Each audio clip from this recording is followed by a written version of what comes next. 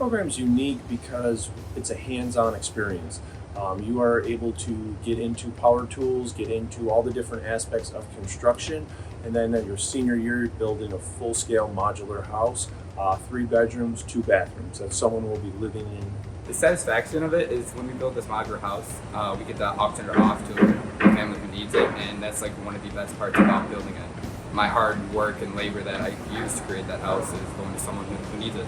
The atmosphere of working on the house it's like playing a sport. You gotta all work together just to move along. If you guys work against each other, you don't go anywhere. An experience I enjoyed while attending this program was when they decided to bring in companies or past students to give us their perspective on the trades world and how they got to where they are.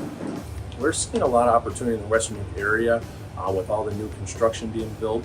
The students are going in all different field areas, anywhere from plumbing to electrical to framing, residential, commercial, industrial construction, and everything in between.